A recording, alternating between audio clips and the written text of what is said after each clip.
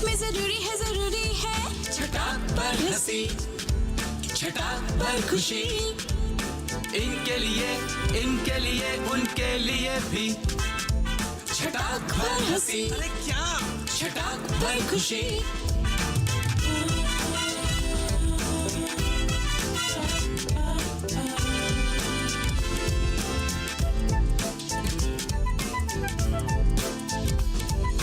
ए भाई लाइफ में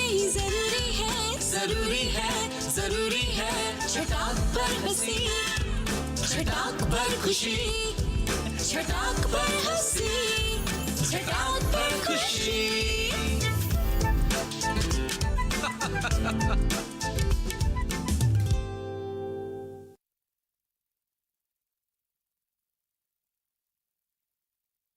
नमस्कार, मैं श्रुति पनवर हार्दिक स्वागत करती हूँ आप सभी का छटाक पर खुशी में।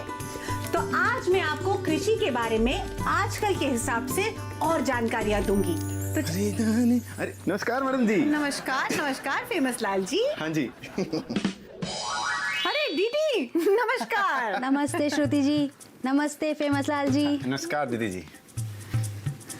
फेमस लाल जी, हाँ? क्या आप मछली मारने जा रहे हैं? अरे नहीं, हम तो गिल्ली डंडा खेलेंगे इससे। हैं? अरे कैसी बात कर रही हैं, आपको पता है फिर भी टोक रही हैं। जो भी कहना है साफ साफ कहिए। अरे मैडम जी पता है क्या, ये वो लोग होते हैं जो बाल कटवा के आओ तो बोलते हैं बेटा बाल कटवा के आए हो। अब सिनेमा हॉल में पिक्चर देखते हो मिलते हो तो कहते हैं बेटा पिक्चर देख रहे हो। अरे नहीं, झाड़ू पोछा करने आए हैं यहाँ पे। अरे मैडम जी बंसी है यहाँ पे तो क्या करेंगे बताइए। बचाएंगे और क्या। मैडम जी आप भी खामखा नाराज हो रहे हैं। हाँ, किसी ने कुछ कहा है आपको क्या? अरे मैडम जी क्या बताएं, वो लवली की बुआ जी है ना। हाँ। कौशल्या। हाँ, वे मैडम जी एकदम कौशल्या है। हाँ। पता कहती हैं कि आप घर में बैठ के मक्खी मारते मछली मारना सीखिए। हाँ, तो बोली कि हमारे घर में ना एक रिवाज होता है कि लड़का जो है अपनी पत्नी को मछली मार के घर पे लाके देता है। ओह, तो हाँ तो फिर आप एक काम कीजिए, जी मैं आपको एक उपाय बताऊं जहां आपको मछली मारनी भी नहीं पड़ेगी और मछली जो है वो सीधा आपके जाल में खुद ब खुद आ जाएगी। अरे मैडम जी ये उपाय जल्दी से बता दीजिए हमको। हाँ बताएंगे। उसके लिए आपको मछली पालन करना पड़ेगा। अब मैडम जी लवली की बुआ का आज्ञा का पालन करें कि मछली पालन करें, क्या करें हमको तो कुछ नहीं समझ में आ रहा है। बस मछली पालन कीजिए, उसमें सब हो जाएगा। अब सुनिए, मैं आपको और अपने किसान बहन और भाइयों को मछली पालन के बारे में विस्तार से बताती हूँ। जी मैडम। देखिए, कई गांवों में और शहरों में मछली पालन के उद्योग को विकसित किया जा रहा है। भारत में मछली की बढ़ती मांग से भारतीय बाजार में मत्स्य उद्योग का एक अच्छा स्थान है। पूरे भारत में जलवायु के कारण लाभदायक व्यवसाय है और पूरे विश्व में भारत का मत्स्य पालन में दूसरा स्थान है। मत्स्य पालन की मांग इसलिए बढ़ रही है क्योंकि मछली को सबसे ज्यादा प्रोटीन का स्रोत माना जाता है। मछली से हमें कई तरह के उत्पाद प्राप्त होते हैं जिनमें मांस, मछली का तेल प्रमुख है। हमारे शरीर में ऐसी कई बीमारियां होती हैं जो मछली के तेल के द्वारा सही हो जाती हैं। इसके लिए मछलियों की मांग बहुत ज्यादा है। भारत के हर राज्य में इस व्यवसाय को स्थान मिल चुका है और अच्छे स्तर पर इस व्यवसाय को किया जा रहा है, जिसमें लोग लाखों रुपए की सालाना इनकम कर रहे हैं। तो अब आप भी किसी तालाब में या फिर टंकी बनाकर मत्स्य पालन यानी कि मछली पालन शुरू कर सकते हैं। अरे एकदम सही बोल रही है मैडम जी। अच्छा दीदी, आपका क्या कहना है इस बारे में? सरकार कोई योजना बनाई है?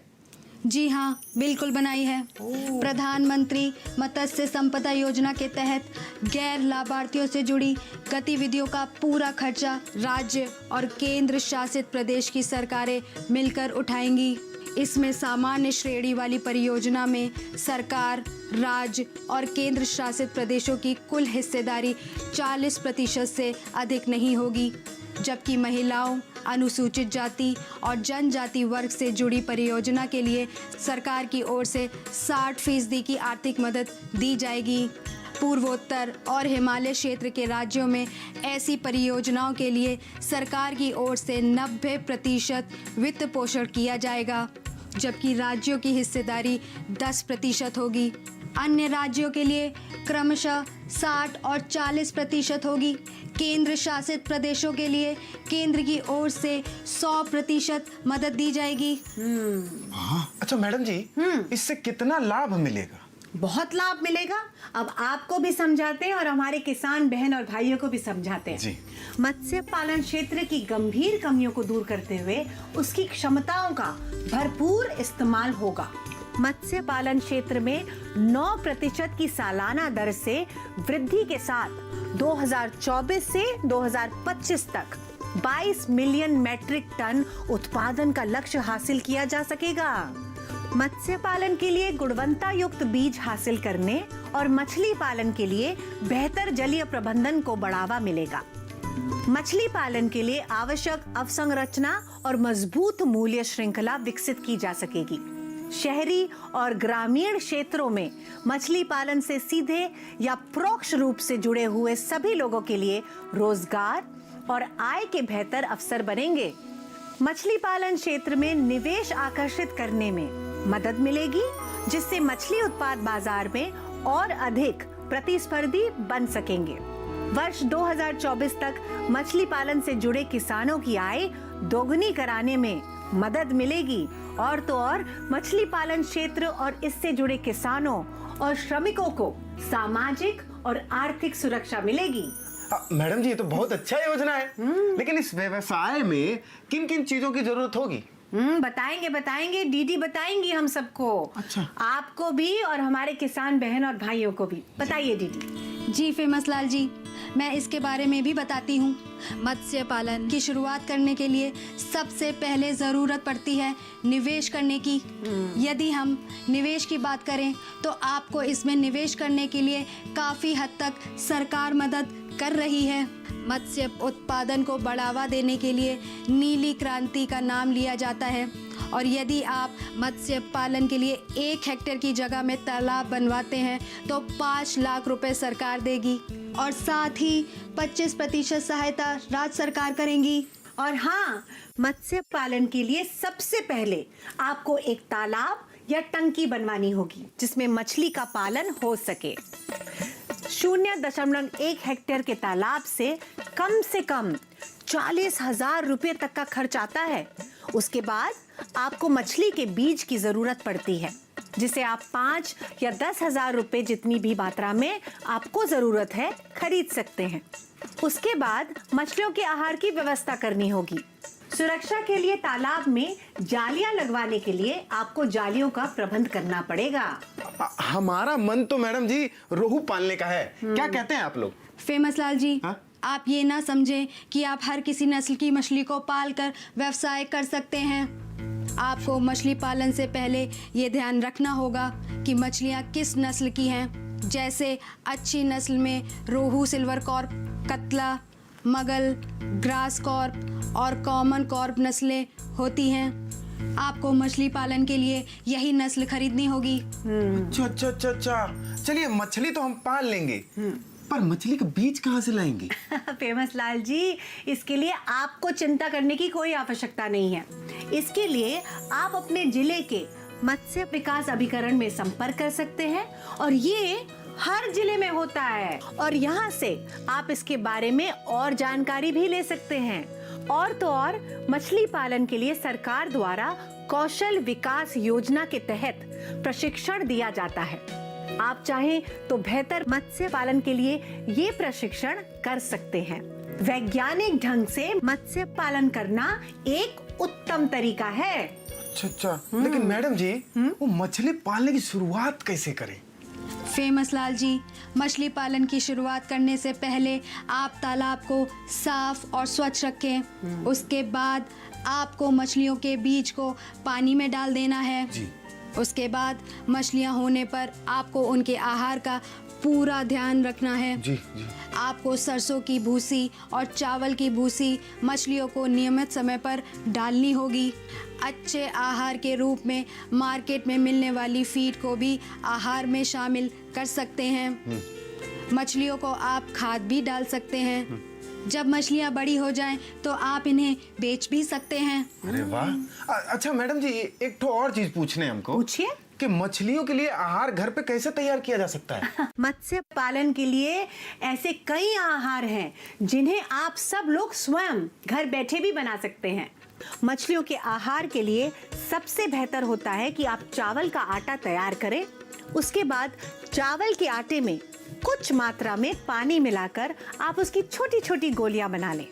कई लोग गेहूं के आटे की गोलियां भी मछलियों को देते हैं। इसके साथ ही आपको खाद अपने आसपास से प्राप्त हो जाएगी। उसके बाद सरसों की भूसी आप घर ही तैयार कर सकते हैं। मछलियां पालन करने के साथ साथ आपको कई बातों का ध्यान भी रखना होता है। तालाब या टंकी बनवाने से पहले जगह को अच्छी तरह से साफ कर लें। वहां कंकड़ आदि नहीं होना चाहिए। तालाब को बरसात को ध्यान में रखते हुए बनवाना चाहिए। जिस स्थान पर अच्छी धूप हवा हो वहीं तालाब बनवाएं। और हाँ, एक बात और, तालाब बनवाने से पहले मिट्टी की जांच जरूर करवा लें ताकि आपको तालाब बनवाने के बाद नुकसान नहीं भुगतना पड़े। मछलियों के पास कीड़े आने से रोके बहुत जरूरी है। तो मछली पालने में इतना सावधानी जरूरी है? बिल्कुल है। बताइए आप दीदी हमें। जी बिल्कुल, मछलियों को खाने वाला मांसाहारी जीवों से मछलियों को बचाना होगा, अन्यथा आपके पास एक भी मछली नहीं बचेगी। पानी को हमेशा साफ सुथरा रखें ताकि उन्हें ऑक्सीजन बराबर मात्रा में मिल सके। जी जी। मछलियों को नियमित रूप से आहार उपलब्ध कराएं। समय समय पर मछलियों की जांच करते रहें। मत्स्य पालन के लिए अच्छी नस्ल का ही चुनाव करें। यदि आपको मत्स्य पालन के लिए और जानकारी चाहिए तो आप अपने जिले के मत्स्य अधिकारी या मत्स्य पालन का व्यवसाय करने वाले लोगों से इसकी जानकारी ले सकते हैं। हाँ, आप समझ गए मैडम जी कि गलत फहमी पालने से काम नहीं चलेगा। नहीं। मछली पालन शुरू करना पड़ेगा हमको। और मछली पालने के लिए हमको चुस्ती फुर्ती की जरूरत है। हाँ? और चुस्ती फुर्ती कैसे आती है? चाय से। तो मैडम जी, एक कप चाय। चाय तो पिला देंगे लेकिन ब्रेक लेना पड़ेगा ना। अरे लीजिए ना मैडम जी। हाँ? लेकिन चाय के साथ क्या है ना, थोड़ा बिस्किट मिल जाता तो। ठीक है ठीक है, चाय के साथ आपको बिस्किट भी खिलाएंगे लेकिन एक छोटे से ब्रेक के बाद। चटाक पर खुशी।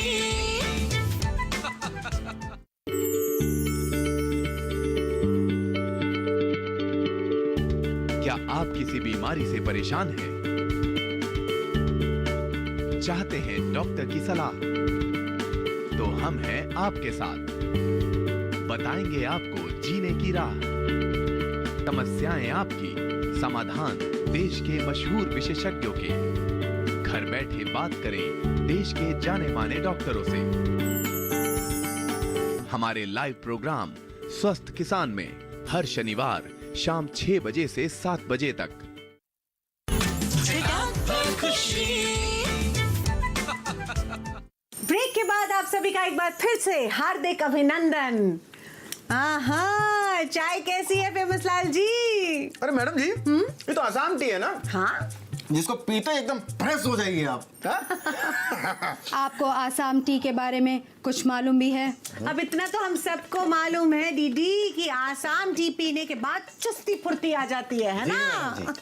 जी बिल्कुल, लेकिन मैं आपको आसाम टी के बारे में विस्तार से बताऊंगी, जो आपने आज तक कभी नहीं सुना होगा। अरे वाह, तो बताइए, जल्दी बताइए। हाँ जल्दी बताइए, आज हमारे पास टाइम नहीं है। मैं टाइम नहीं है? हाँ? मतलब मैं समझी नहीं।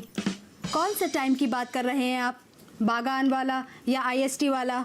अभी कौन सा टाइम होता है? अरे पूरी दुनिया में ना सूर्योदय से लेकर सूर्यास्त तक एक ही टाइम होता है। अब आपका टाइम कौन सा? ए दीदी चिंता मत करिए, आपका टाइम आएगा, ठीक है? फेमस लाल जी, यही तो मैं आपको बता रही हूँ कि सूरज इंडिया में हर जगह अलग अलग टाइम पर उगता है और डूबता है। वाह, मतलब आप कुछ भी कहेंगे और हम लोग मान लेंगे, है मैडम जी? फेमस लाल जी, हमें मानना पड़ेगा क्योंकि दीदी बिल्कुल सही कह रही है। तो चलिए मैं सबसे पहले आपको बागानी चाय के बारे में बताऊंगी। बताइए बताइए, हमको भी बताइए और हमारे दर्शकों को भी, यानी कि किसान बहन और भाइयों को भी बताइए। जी बिल्कुल। अंग्रेजों के शासनकाल में देश में 3 अलग टाइम थे। Bombay time zone, Calcutta time zone और बागान टाइम जोन। पूरे देश के चाय बागान मजदूर इसी बागान टाइम जोन के हिसाब से काम करते थे। आज़ादी के बाद पूरे देश का टाइम जोन बदलकर एक कर दिया गया। असम के चाय बागानों में अब भी बागान टाइम जोन चालू है। कई संगठन इसे ही अलग टाइम जोन बनाने की मांग भी करते रहे हैं और संगठनों की ये भी दलील है कि यदि इलाके में घड़ी की सुइयों को महज आधे घंटे पहले कर दिया जाए तो 2.7 अरब यूनिट बिजली बचाई जा सकती है। सही कहा। असम में चाय के बागानों में अंग्रेजों के टाइम से सुबह 8 बजे से काम करने की परंपरा थी, जो कि अब तक चली आ रही है। इसे आज भी बागान टाइम कहा जाता है। दरअसल असम के बागान मालिक इसका अभी भी इस्तेमाल करते हैं। तो बाकी का टाइम जोन कहाँ गया? बॉम्बे, कलकत्ता। दीदी, अब ये भी फेमस लाल जी को और हमारे किसान बहन और भाइयों को समझाइए। हाँ। जी बिल्कुल। डिजिटल जब से हुए हैं आप जैसे लोग कुछ भी याद नहीं कर पाते। कुछ भी सर्च करना हो बस सर्च इंजन से पूछ लेते हैं। अब आप अपने मेमोरी में फीड कर लो। भारत देश 72 से 92 डिग्री देशांतर के बीच फैला हुआ है। देश में प्राइम मेरिडियन 82.6 डिग्री देशांतर पर इलाहाबाद के निकट मिर्ज़ापुर से गुजरती है। यह भारतीय समय का मानक माना गया है। ये रेखा सूरत में 72.8 डिग्री देशांतर, आइजल में 92.7 डिग्री देशांतर पर स्थित है। जब ग्रीनिच में रात के 12 बजते हैं तो अरे तो का हमारे चेहरे पे 12 बजते हैं। अभी ग्रीनिच क्या है? हम बताते हैं आपको कि ग्रीनिच क्या है। हाँ। लंदन अंतर्राष्ट्रीय मानक समय यानी ग्रीनिच मीन टाइम के नाम से जाना जाता है, GMT जिसको कहते हैं। इस समय का निर्धारण इंग्लैंड के ग्रीनिच में स्थित वेधशाला से होता है। इसी समय को मानक मानकर संसार के विभिन्न देशों में समय क्षेत्र के अनुसार समय का निर्धारण होता है। ये है GMT यानी कि ग्रीनिच मीन टाइम। अच्छा। धन्यवाद मैडम जी। इसके आगे मैं बताती हूँ। बताइए। जब भारत के सूरत में सुबह के 4:48 बजते हैं, मिर्ज़ापुर में 5:30 और आइजल में 6:12 होने चाहिए, पर पूरे भारत में सुबह के 5:30 बजे ही माने जाते हैं। इस तरह देश के पूर्वी और पश्चिमी हिस्से में सूर्य उदय में 1 घंटा 24 मिनट का अंतर होता है। इतना अंतर होता है मैडम जी? फिर तो सभी को अलग अलग टाइम जोन में बांट देना चाहिए। क्या कहते हैं आप? अब मैं क्या कहूँ, जो भी कहना है श्रुति जी कहेंगी। हाँ बिल्कुल, मैं बताती हूँ आपको। फेमस लाल जी, अलग अलग टाइम जोन होने से देश में भ्रम की स्थिति पैदा होगी। ऑफिस, ट्रेन के समय, विमानों में आवागमन में भी समस्याएं आएंगी। हाँ, अगर इसमें बदलाव की जरूरत महसूस हो तो इसे 30 मिनट और बढ़ाया जा सकता है। 30 मिनट का टाइम बढ़ाने से भारत का मानक समय ग्रीनिच से 5:30 से बढ़कर 6 घंटे हो जाए, जो कि बांग्लादेश के बराबर होगा। 30 मिनट समय बढ़ाने से प्राइम मेरिडियन 90 डिग्री देशांतर से गुजरेगी। 90 डिग्री के आसपास असम का धुबरी शहर पड़ता है। ये 89.97 डिग्री देशांतर पर स्थित है। 90 डिग्री देशांतर पर यही प्रमुख शहर मिलता है। कुछ लोगों ने 1.5 घंटा बढ़ाने की मांग की है, जो कि ठीक नहीं है। और इतना समय बढ़ाने से हमारा समय कंबोडिया, सिंगापुर, चीन जैसे देशों के लगभग हो जाएगा। और फिर अरे बस। अरे हमसे गलती हो गई जो आप देवियों का मुंह खुलवा दिए हम। हाँ। अरे दीदी, आप हमको आसाम की चाय बागान तो दिखाइए। बिल्कुल, तो चलिए। भारतीय चाय का जन्म ही असम चाय के साथ 19वीं शताब्दी के शुरुआती भाग में हुआ था। तब से चाय असम की अर्थव्यवस्था की मुख्य आधार है। असम में 800 से अधिक चाय बागान और 6000 से ज्यादा छोटे बागान हैं। यह असम की पहचान का एक महत्वपूर्ण हिस्सा है। इन चाय बागानों में अंग्रेजों के एजेंटों ने श्रमिकों को तेलंगाना और छोटा नागपुर से लाया था। तब से इस भारतीय भूमि पर विस्थापित श्रमिकों के देह झुलसा देने वाली श्रम की कहानी बन गई है। सामने बैठे ये कलाकार शिव प्रसाद मरार हैं, जो इन्हीं चाय बागान के समुदाय से आते हैं। अपने जीवन को पेंट और ब्रशों के माध्यम से कैनवस पर दर्शा रहे हैं। दो पत्तियों की हरी भरी झाड़ियों में जीवन के किनारों को चमक देने की कोशिश कर रहे हैं।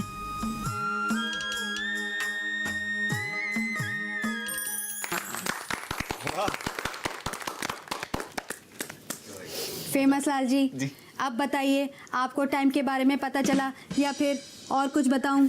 अरे आपको तो बस बहाना चाहिए हमारी टांग खींचने का। टांग? अरे अरे अरे अरे बस भैया, अरे आप शब्दों को समझ रही हैं, अरे हमारी भावनाओं को पकड़िए। पकड़ना ही होगा तो मछली पकड़ेंगे, शब्दों को पकड़ने से क्या मिलेगा फेमस लाल जी? हाँ आप ऐसा करिए, आप मछली पकड़िए, हमारा दिमाग मत खाइए। ओफो, बस बस बस, आप लोगों का हो गया है युद्ध खत्म। जी जी। हाँ, तो हम जरा अपनी पेट पूजा कर लें, भूख लग रही है हमें।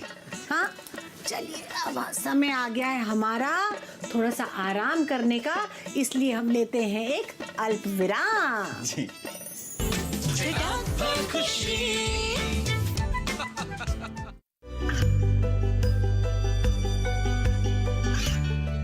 गांवों और पिछड़े क्षेत्रों में सरकारी योजनाओं की जानकारी पहुंचा।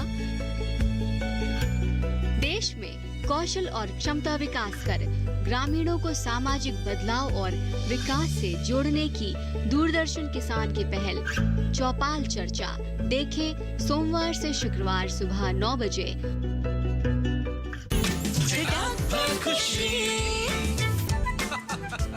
ब्रेक के बाद आप सभी का स्वागत है। वाह, किन्मो, मोमो, सेल रोटी, छुरपी, क्या डिश है, लाजवाब। और नज़ारा तो ऐसा है कि पूछिए मत। उन वादियों को देखेंगे ना तो बस आप खो ही जाएंगे। अरे अरे अरे मैडम जी, एक मिनट, आप कहाँ जा रही हैं? अभी तो यहीं थी। चाय और मछली के बाद अभी कहाँ, कौन से वादियों में खो रही हैं आप? वहीं जहां आप घूम सकते हैं बिना रोक टोक। बताइए फेमस लाल जी, कौन सी है वो जगह? अरे जब दो बड़े बात कर रहे हो ना तो आपको पता है ना कि बीच में टोकना नहीं चाहिए। वैसे आपके दिमाग में क्या चल रहा है? अरे हमें भी घुमाइए ना वो जगह जहाँ घूम सकते हो बिना रोक टोक। गैंगटॉक, सिक्किम की राजधानी। आपको तो पता ही होगा ना सिक्किम के बारे में। बताइए बताइए। वो क्या है ना, हम ना एक एक्टर के बहुत बड़े फैन हैं, फिल्मों में ना मशहूर विलन का रोल करते हैं। तो आप बताइए उनका नाम। प्राण, अमजद खान या फिर अमरीश पुरी में से ही कोई होंगे। टैनी डेंजोंगपा, वो भी सिक्किम से हैं। अब बाइचुंग भूटिया जी जानती वो भी हूँ। सिक्किम से हैं। देखिए, वो एक फुटबॉलर हैं। हाँ सही बोलिए आप। वैसे आपको इतना कुछ कैसे पता है? हाँ फेमस लाल जी, वो क्या है ना मैडम जी, हाँ। कि जो लोग फेमस हैं, फेमस लाल उनका फॉलोवर है। ओ, लेकिन हम आपको एक बात बताएं, ये लोग अपने काम से फेमस हैं, नाम से नहीं। और यही नहीं, यहाँ गैंगटॉक में प्रचलित संस्कृति खूबसूरत और अनूठी है। ये शहर लोकप्रिय हिंदू त्योहार जैसे दिवाली, दशहरा, होली और क्रिसमस की तरह विभिन्न स्थानीय त्योहार भी मनाता है। गैंगटॉक में तिब्बतियों के लिए नव वर्ष समारोह जनवरी और फरवरी के आसपास होता है। उसे लोसर कहा जाता है और ये त्योहार पारंपरिक शैतान डांस के साथ मनाया जाता है। शहर में लेपचाओ और भुटिया के लिए नया साल जनवरी से शुरू होता है।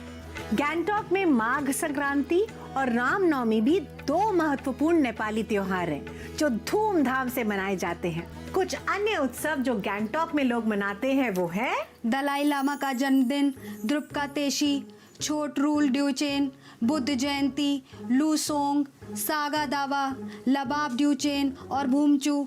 अब समझे कितनी संस्कृतियों का मेल है। सही कहा तुमने दीदी। सिक्किम में एक समृद्ध सांस्कृतिक विरासत है जो हिंदू धर्म की संयुक्त परंपरा और बौद्ध धर्म के पूरी तरह से लेपचास के साथ मिश्रित होने का कारण बनता है। क्योंकि सिक्किम बौद्ध धर्म का पालन करते हैं, उनके त्योहार सरल हैं। क्यों फेमस लाल जी, अच्छा लगा? जी मैडम जी, लेकिन आप लोग खाली हमको बातों में फुसलाएंगे या दर्शन भी करवाएंगे? बिल्कुल करवाएंगे, तो चलिए।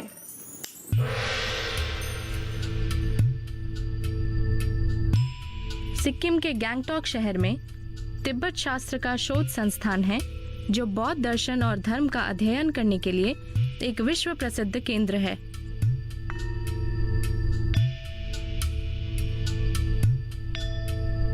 इसमें महायान बौद्ध धर्म पर तिब्बती पुस्तकों का एक समृद्ध संग्रह है।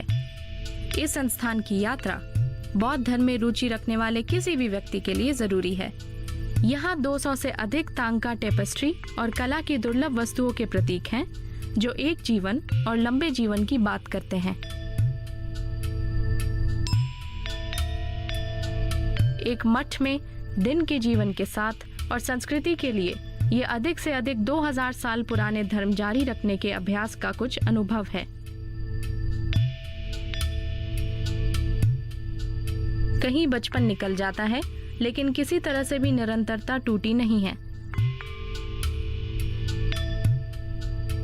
एचई मठ गैंगटॉक से सिर्फ 3 किलोमीटर दूर है।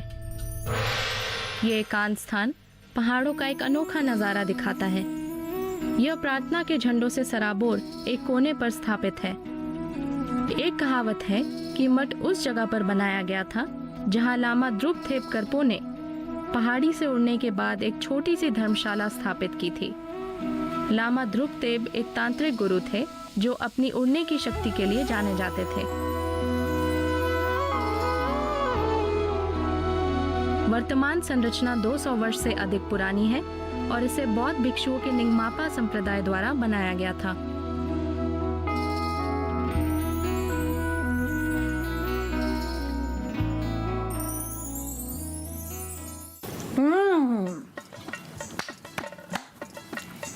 मजा। क्या बात है, सिक्किम से सीधा बंगाल। बंधु जी। मिष्टी दई ठीक আছে? एकदम भीषण भालो अच्छे एकदम मजा आ गया मैडम। बिल्कुल सही, मजा आ गया भाई। बंगाली स्वीट का तो मजा ही अलग है। और आज का दिन देखिए ना कितना अच्छा बीता है जी। मतलब अलग अलग चीजें, खान पान, सैर सपाटा करके आए हैं। आसाम की चाय भी हमने पी है और अब आखिर में बंगाली स्वीट्स। बस ऐसी ही खुशियां और ऐसी ही मिठास हम अपने दर्शकों के साथ यानी आपके साथ, हमारे किसान बहन और भाइयों के साथ हमेशा बांटना चाहते हैं। फिर मिलेंगे अगले एपिसोड में। तब तक ढेरों मिठास के साथ और ढेरों प्यार के साथ आप सभी से अलविदा कहते हैं। देखते रहिए अपना प्रिय कार्यक्रम जिसका नाम है छटा भर खुशी।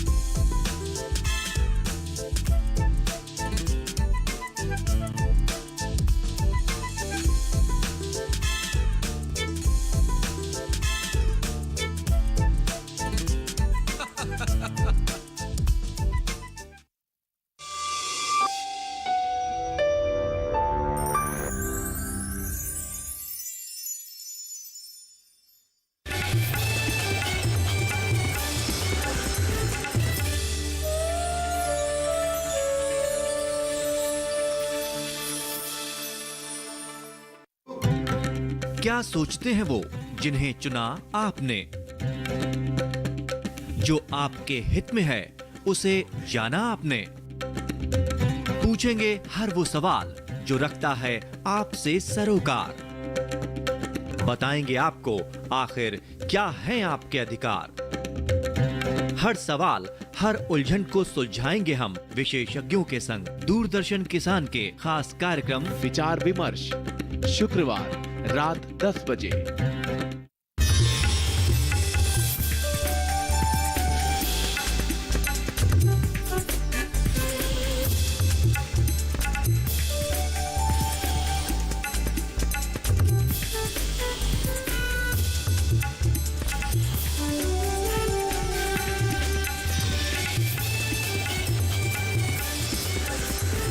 डीडी किसान, बदलते भारत की शान।